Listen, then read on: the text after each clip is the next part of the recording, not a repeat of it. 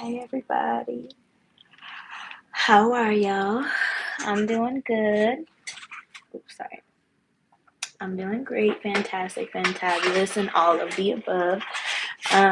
It's been a little bit, but it hasn't been that long because you guys know when I really want to take a break from YouTube, I'm gone for a fat minute. So it's only been like 6 days since the last time I was on live, but you already know what time it is. Get your books out. Get your books out. Get your books out. Okay, now go ahead and open up your pages to page 300, guys. We're on page 300, and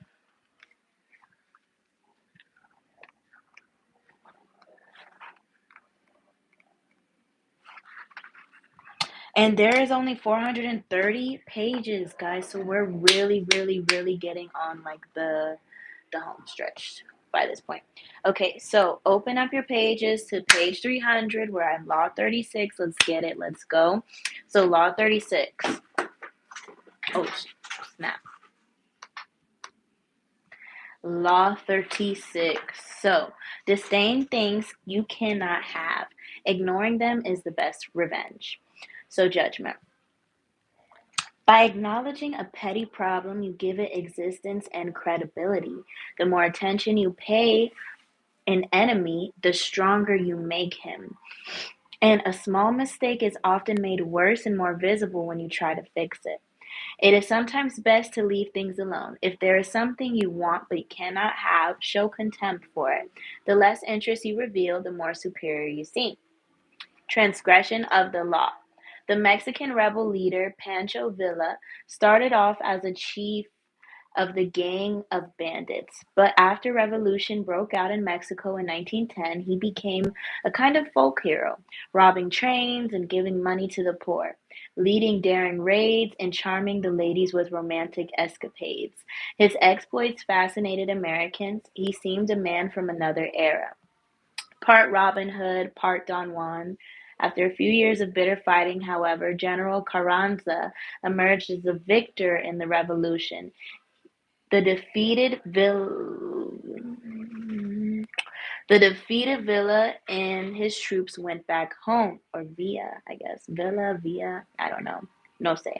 To the northern state of Chihuahua. His army dwindled and he turned to the banditry again, damaging his popularity. Finally, perhaps out of desperation, he began to rail against the United States, the gringos, whom he blamed for his troubles. In March of 1916, Pancho Villa, I don't really know, guys, like I said, raided Columbus, New Mexico. Rampaging through the town, he and his gang killed 17 American soldiers and civilians. President Woodrow Wilson, like many Americans, had admired Villa. Now, however, the bandit needed to be punished.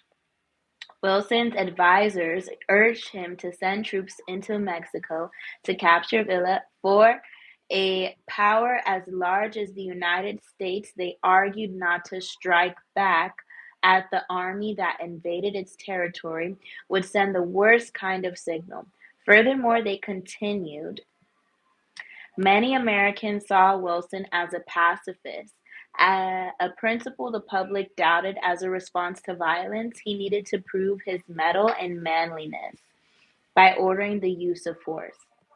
The pressure of Wilson was strong, and before the month was out, with the approval of the Carranza government, he sent an army of 10,000 soldiers to capture Pancho Villa.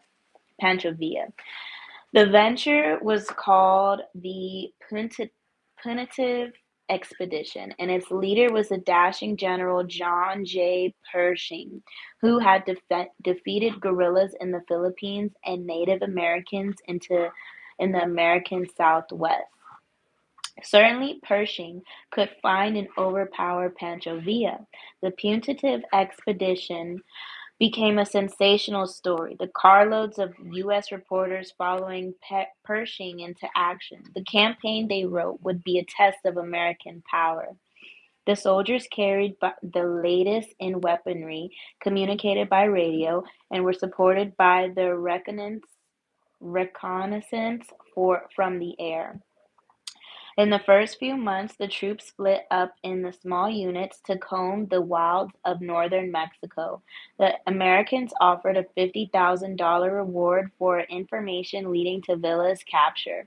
But the Mexican people, who had been disillusioned with Villa when he had returned to banditry, now idolized him for facing this mighty American army. They began to give Pershing false leads. Villa would be would I'm sorry Villa Villa had been seen in in this village or in that mountain hideaway.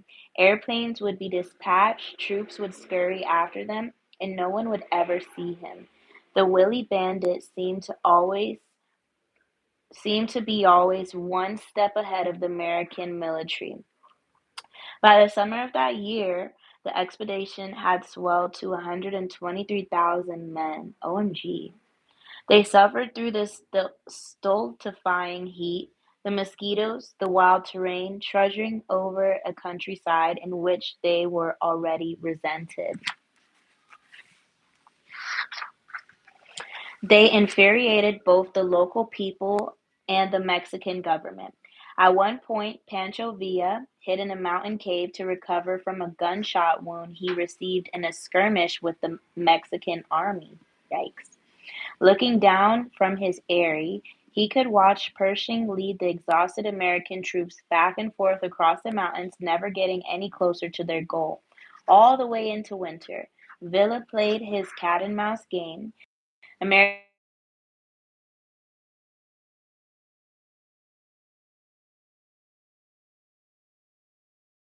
sorry. Um, superior force. In January, okay, wait. Americans came to see the affair as a kind of slapstick farce. In fact, they began to admire Villa again, respect.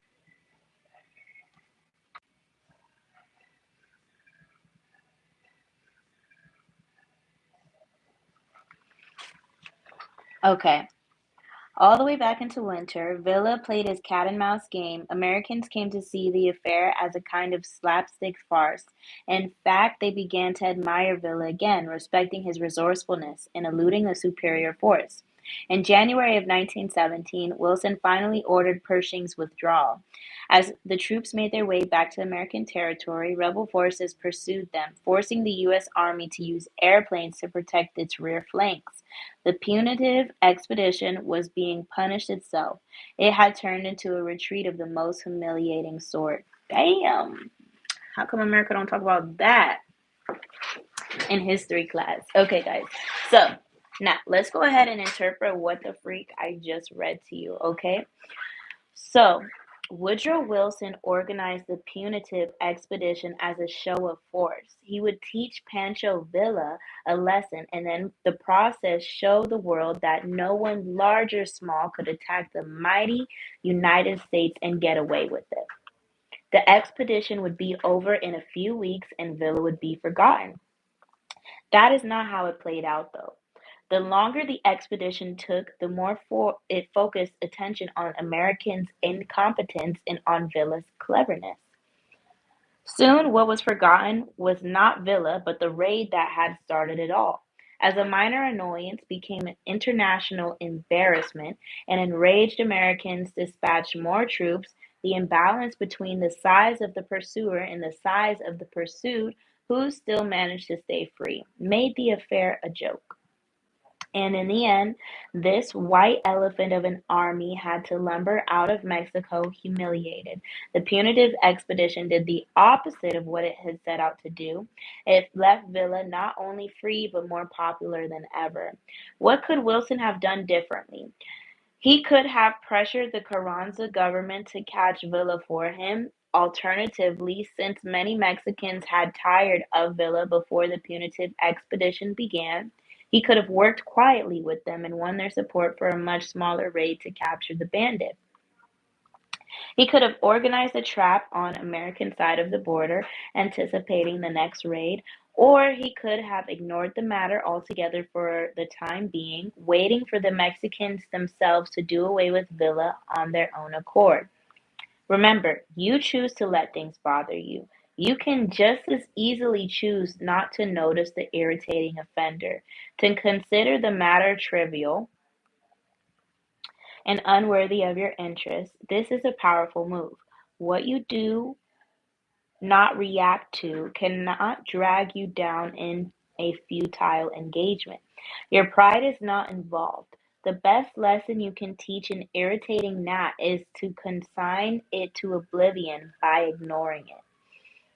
If it is impossible to ignore, Pancho Villa had in fact killed American citizens, then conspire in secret to do away with it, but never inadvertently draw attention to the bothersome insect that will go away or die on its own. If you waste time and energy in such entanglements, it is your own fault. Learn to play the card of disdain and turn your back on what cannot harm you in the long run. Just think it cost your government $130 million to try to get me. I took them over rough, hilly country, sometimes for 50 miles a stretch, and they had no water. They had nothing but the sun and mosquitoes, and nothing was gained. By Mr. Pancho Villa, 1878 to 1923. Now, there are a bunch of little red blurbs that we have missed, so let me go ahead and tell it to you guys. So, the first one. The Fox and the Grapes. A starving fox saw a cluster of luscious-looking grapes of purplish luster. Dangling above him on a trellis frame, he would have he would have dearly liked them for his lunch, but when he tried and failed to reach the bunch, ah well, it's more than likely they're not sweet, good only for green fools to eat. Wasn't he wise to say they were unripe, rather than whine and gripe? Fables by Jean de La Fontaine, 1621 to 1695. That was kind of cute. Okay, there's another one. Once when G. K. Chesterton's economic views were abused in print by George Bernard Shaw, his friends waited in vain for him to reply. Historian Hilary Belloc reproached him. "My dear Belloc," Chesterton said, "I have answered him to a man of Shaw's wit. Silence is one unbearable repartee." The Little Brown Book of Anecdotes, Clifton Fadiman, 1985. The Ass and the Gardener. An ass had once by some accident lost his tail, which was grievous affliction to him, and he was everywhere seeking after it. Being fool enough to think he could get it set on again, he passed through a meadow and afterwards got into a garden. The gardener, seeing him and not able to endure his mischief, the mischief he was doing in trampling down the plants, fell into a violent rage, ran to the ass, and never standing on the ceremony of a pillory, cut off both his ears and beat him out of the ground. Oh my God, guys. Thus the ass who bemoaned the loss of his tail was in far greater affliction when he saw himself without ears. Fables, Pilpe, India, 4th century. Damn, that one was intense, guys. The prodigy ox. Once the Tolkadagi minister of the right was the chief of the imperial police. He was holding a meeting of his staff at the middle gate when an ox belonging to an official named Akakani got loose and wandered into the ministry building. It climbed up on the dais where the chief was seated and lay there chewing its cud. Everyone was sure that this was some grave portent, and urged that the ox be sent to a yin-yang diviner. However, the prime minister, the father of the minister of the right, said, "An ox has no discrimination. It has legs, there is nowhere it won't go. It does not make sense to deprive an underpaid official of the wretched ox he needs in order to attend court." He returned the ox to its owner and changed the matting on which it had lain. No untoward event of any kind occurred afterwards. They say that if you see a prodigy and do not treat it as such, its character as a prodigy is destroyed. Did anybody understand that one? Essays in Idleness, Kenko, Japan, 14th century. Okay, guys, let's get it. Let's go. Okay, so observance of the law. Sorry. In the year 1527, King Henry VIII of England decided he had to find a way to get rid of his wife, Catherine of Aragon. Catherine had failed to produce a son, a male heir, who would ensure the continuance of his dynasty, and Henry thought he knew why. He had to read in the Bible the passage, "And if a man shall take his brother's wife, it is an unclean thing. He hath uncovered his brother's nakedness. They shall be childless." Before marrying Henry, Catherine had married his older brother Arthur, but Arthur had died 5 months later. Henry had awaited an appropriate time, then he married his brother's widow. Catherine was the daughter of King Ferdinand and Queen Isabella of Spain. Oh, I did not know that. Interesting. And by marrying her, Henry had kept alive a valuable alliance. Now, however, Catherine had to assure him that the brief marriage with Arthur had never been consummated. Otherwise, Henry would view the relationship as incestuous and their marriage as null and void. Catherine insisted that she had remained a virgin through her marriage with Arthur, and Pope Clement VII supported her by giving his blessing to the union, which he could not have done had he considered it incestuous. Yet after years of marriage to Henry, Catherine had failed to produce a son, and in the early 1520s she had entered menopause. To the king this could only mean one thing: she had lied about her virginity, their union was incestuous, and God had punished them. There was another reason why Henry wanted to get rid of Catherine. He had fallen in love with the younger woman, Anne Boleyn. Not only was he in love with her, but if he married her, he could still hope to a sire sorry, he could still hope to sire a legitimate son. The marriage to Catherine had been annulled. For this, however, Henry had to apply to the Vatican. But Pope Clement would never annul the marriage.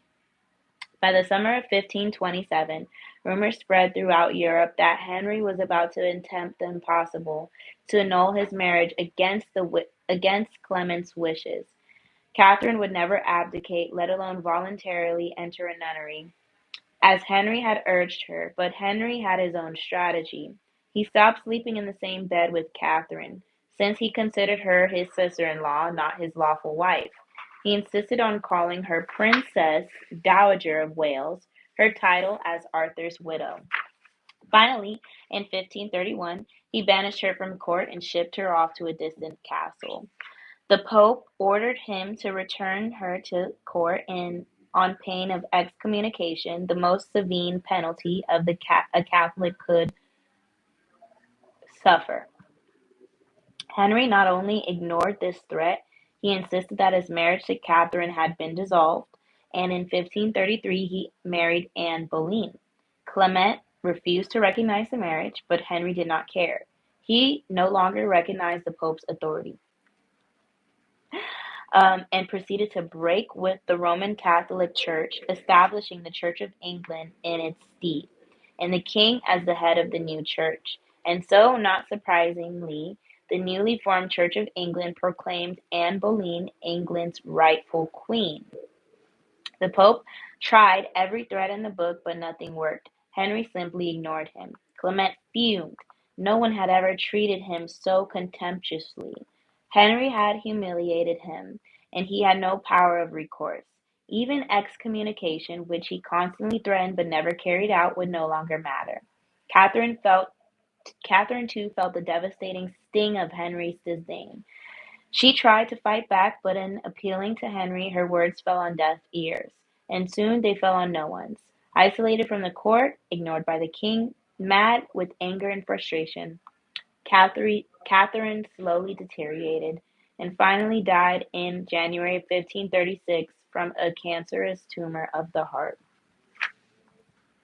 Wow, that was kind of sad. Interpretation. When you pay attention to a person, the two of you become partners of sorts, in each moving in step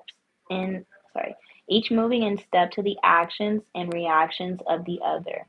In the process, you lose your initiative. It is a dynamic of all interactions by acknowledging other people, even if only to fight with them. You open yourself to their influence. Had Henry locked horns with Catherine, he would have found himself mired in endless arguments that would have weakened his resolve and eventually worn him down. Catherine was a strong, stubborn woman. Had he set out to convince Clement to change his verdict on the marriage's validity or tried to compromise and negotiate with him, he would have gotten bogged down in Clement's favorite tactic, playing for time, promising flexibility, and actually getting what popes always got their way. Henry would have none of this. He played a devastating power game, total disdain. By ignoring people, he canceled them out. This unsettles and infuriates them. But since they have no dealings with you, there is nothing they can do. This is the offensive aspect of the law. Playing the card of the contempt is immensely powerful, for it lets you determine the conditions of the conflict. The war is waged on your terms. This is the ultimate power pose. You are the king, and you ignore what offends you. Watch how this tactic infuriates the people. Half of what they do is to get your attention, and when you withhold it from them, they flounder in frustration. Man, kick him, he'll forgive you. Flatter him, he may or may not see through you, but ignore him, and he will hate you. Idris Shah, Caravan of Dreams, 1968. So let's go ahead and read a little bit more of these little red blurbs that we do have. We have a few more to go. Okay. And in this view, it is advisable to let everyone of your acquaintance, whether man or woman, feel now and then that you could very well dispense with their company. This will consolidate friendship. Nay, with most people there will be no harm in occasionally mixing a grain of disdain with your treatment of them. That will make them value your friendship all the more. Chi non stima vien stimato, as a subtle Italian proverb has it, to disregard is to win regard. But if we really think very highly of a person, we should conceal it from him like a crime. This is not very gratifying thing to do, but it is right. Why a dog will not bear being treated too kindly, let alone a man. Arthur Schopenhauer, 1788 to 1860. The monkey and the peas. The monkey was carrying two handfuls of peas. One little pea dropped out. He tried to pick it up, split 20. He tried to pick up 20 and split them all. Split and spilled. Oh my god, let me restart that. A monkey was carrying two handfuls of peas. One little pea dropped. He tried to pick it up and spilt 20. He tried to pick up the 20 and spilt them all. Then he lost his temper and scattered the peas in all directions and ran away. Fables, Leo Tolstoy, 1828 to 1910. As some make gossip out of everything, so others make much ado about everything. They are always talking big and take everything seriously, making a quarrel and a mystery of it. You should take very few grievances to heart, for to do so it is to give yourself groundless worry. It is a topsy-turvy way of behaving to take to heart cares which you ought to throw over your shoulder. Many things which seemed important at the time turn out to be no account when they are ignored, and others which seem trifling appear formidable when you pay attention to them. Things you things can easily be settled at the outset, but not so later on. In many cases, the remedy itself is to cause the disease. To let things be is not the least satisfactory of life's rules. Baltasar Gracian, 1601 to 1658. Okay, guys. Sorry, I did not remember that I was centered. Okay, so this is the keys. What time is it?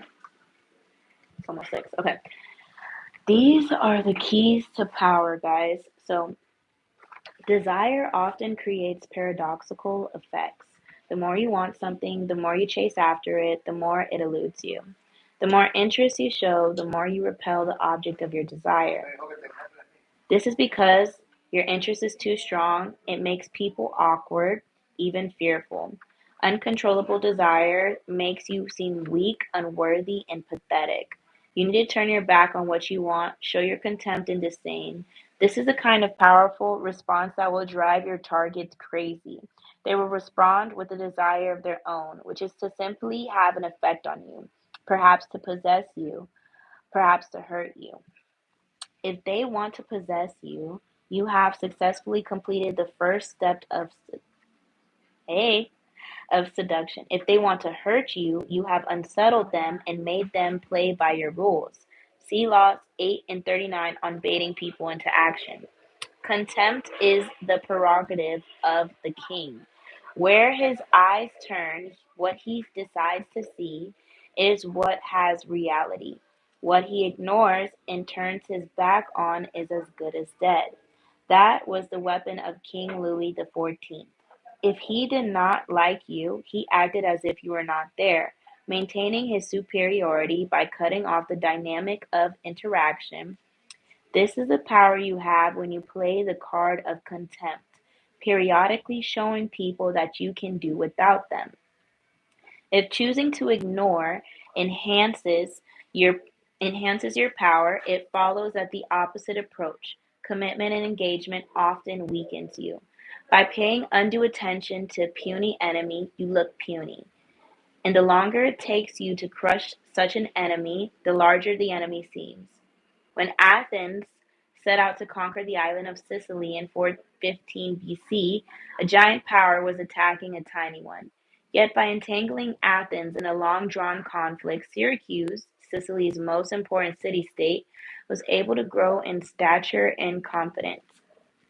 Finally defeating Athens, it made itself famous for centuries to come. In recent times, President John F. Kennedy made a similar mistake in his attitude to Fidel Castro of Cuba. His failed invasion of the Bay of Pigs in 1961 made Castro an international hero. A second danger, if you succeed in crushing the irritant, or even if you merely wound it, you create sympathy for the weaker side. Critics of Franklin D. Roosevelt complained bitterly about the money his administration spent on government projects, but their attacks had no resonance with the public, who saw the president as working to end the Great Depression. His opponents thought they had an example that would show just how wasteful he had become. His dog Fala, which he lavished with favors and attention. Critics railed at his insensitivity, spending taxpayers' money on a dog while so many Americans were still in poverty, but Roosevelt had a response. How dare his critics attack a defenseless little dog? His speech in defense of Fala was one of the most popular he had ever given. In this case, the weak party involved with the president's dog, and the attack backfired in the long run. It only made the president more sympathetic, since many people will naturally side with the underdog, just as the American public came to sympathize with the wily but outnumbered Pancho Villa. It is tempting to want to fix our mistakes, but the harder we try, the worse we often make them. It is sometimes more politic to leave them alone. Politic? Politic to leave them alone. Oh, Thank you, baby. thank you. Let me just put this in. Politic to leave them alone. Where am I at? Politic. Political? I feel like the word politic to leave them alone, it just sounds really grammatically incorrect. In 1971, when the New York Times published the Pentagon Papers, a group of government documents about the history of U.S. involvement in Indochina, Henry Kissinger erupted into a volcanic rage. Furious about Nixon's administration vulnerability to this kind of damaging leak, he made recommendations that eventually led to the formation of a group called the Plumbers to Plug the Leaks. This was a unit that later broke into the Democratic Party offices in the Watergate Hotel, setting off the chain of events that led to Nixon's downfall. In reality, the publication of the Pentagon Papers was not a serious threat to the administration. Thank you.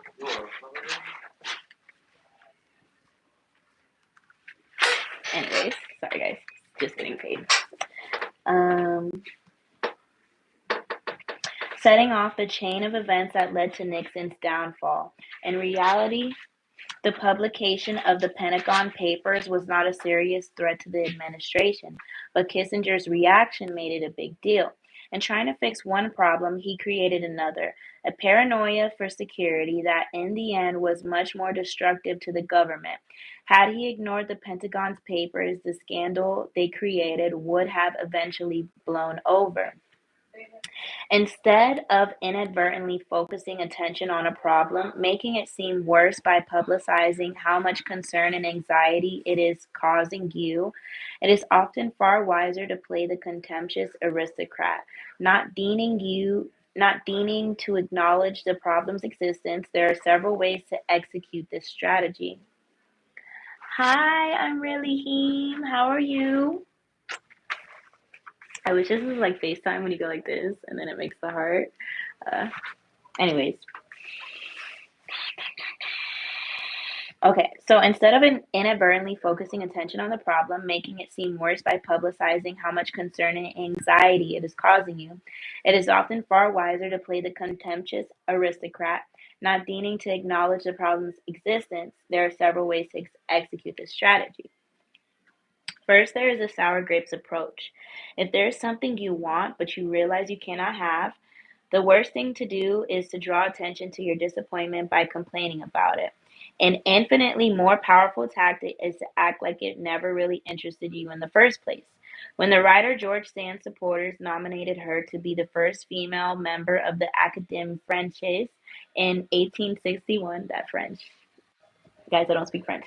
Sand quickly saw the Academy would never admit her. Instead of whining, though, she claimed she had no interest in belonging to the group of worn out, overrated, out of touch windbags.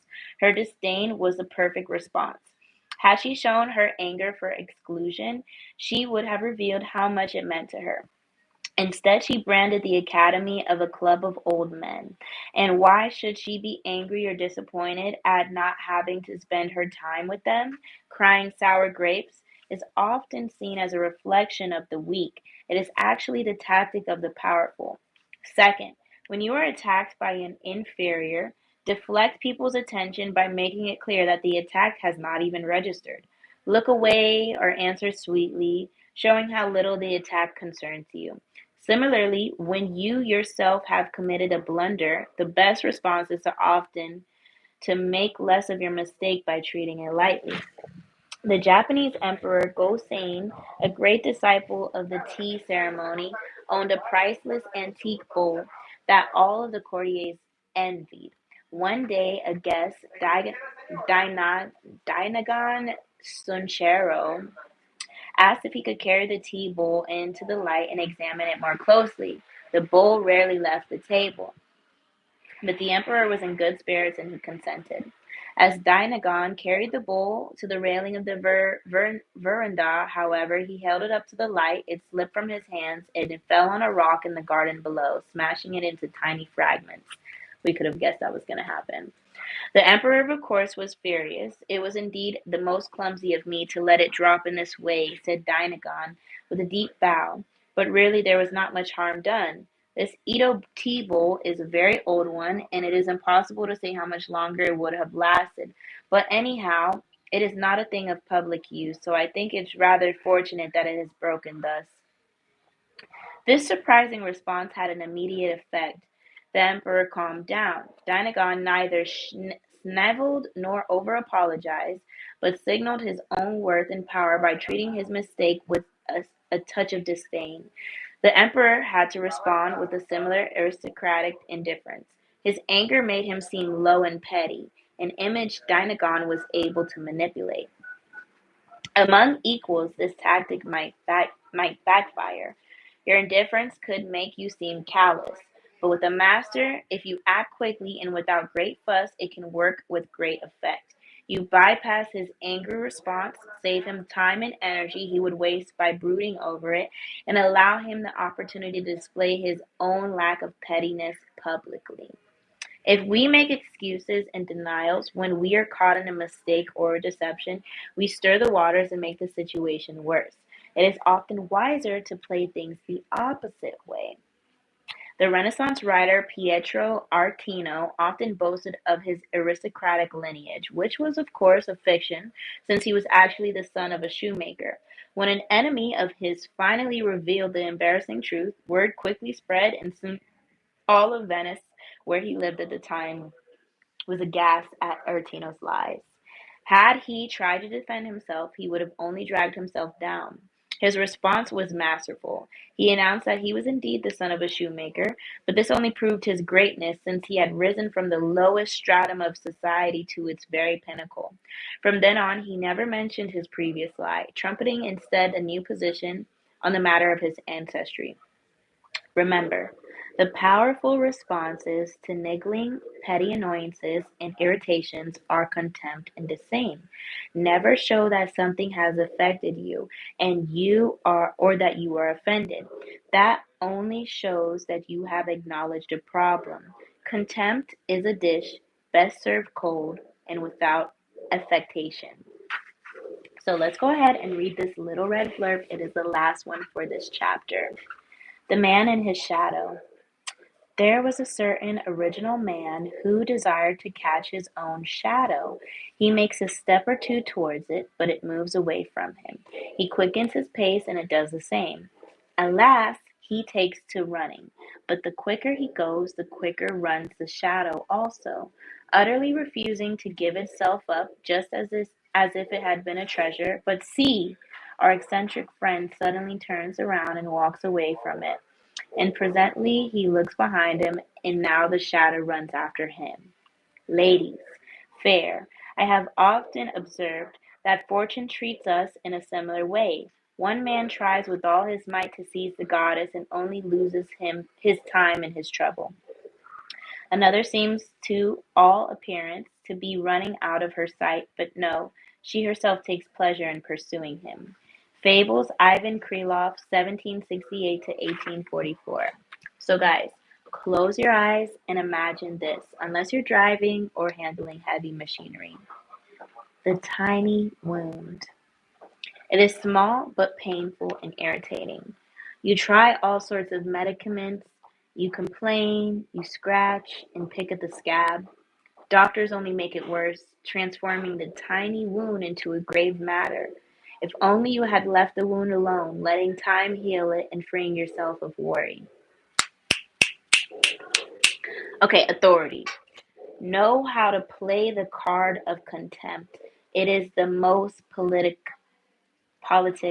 kind of revenge, for there are many of whom we should have known nothing if their distinguished opponents had taken no notice of them. There is no revenge like oblivion, for it is the entombment of the unworthy in the dust of their own nothingness. Baltasar Gracian, 1601 to 1658. Now, this is a reversal to the law. If everything that I read is not applicable to you, this is going to be the reversal. You must play the card of contempt with care and delicacy. Most small most small troubles will vanish on their own if you leave them be, but some will grow and fester unless you attend to them. Ignore a person inferior stature, and the next time you look, he has become a serious rival, and your contempt has made him vengeful as well.